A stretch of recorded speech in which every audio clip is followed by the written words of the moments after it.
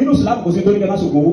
nínú Islam kò sí tó ní kẹ́ má ṣògùn owó. ẹ̀sùn àwọn bàbá wa àná yẹn ògùn owó lọ́pọ̀lọpọ̀ wọn ṣe tá a fi rí wọn lónìí. bàbá wa Sheikh Yusuf Abuhaji, bàbá wa Sheikh Kamaluddin Al-Adabi, bàbá wa Sheikh Adam Abdullahi Al-Ilori.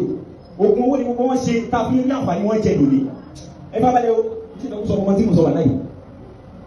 sẹ́yìn ògùn owó yẹn ó yí sí gan, ṣùgbọ́n ohun tó jẹ́ kí olóṣèṣì pọ̀ láyé lónìí ni pé owó tá a fẹ́ fi ṣe ògùn owó yẹn à ní lọ́wọ́.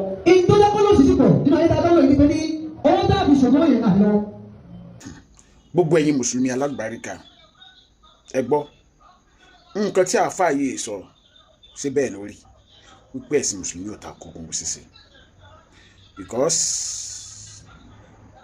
wà la mọ nǹkan tí ó ń ṣẹlẹ̀ láwùjọ wa lọ́wọ́lọ́wọ́ nípa bí àwọn ènìyàn ṣe ń fi ènìyàn ẹgbẹ́ wọn ṣẹ́ṣọ́ tó dẹ̀ jẹ́ nǹkan táwa kan gbógun ti láwùjọ torí kò sẹ́ni tínú ẹ̀ lè dùn tọ́mọ ẹ̀ bá di nǹkan àwátì, kò sẹ́ni tínú ẹ̀ lè dùn tíyàwó ẹ̀ bá di nǹkan àwátì, kò dẹ̀ síyàn tínú ẹ̀ lè dùn tọ́kọ ẹ̀ tàbí ọ̀rẹ́ ẹ̀ bá di nǹkan àwátì. kò wá gbọ́ wípé wọ́n fi lóyún bẹ́ẹ̀ ṣẹ̀ṣọ́ ni.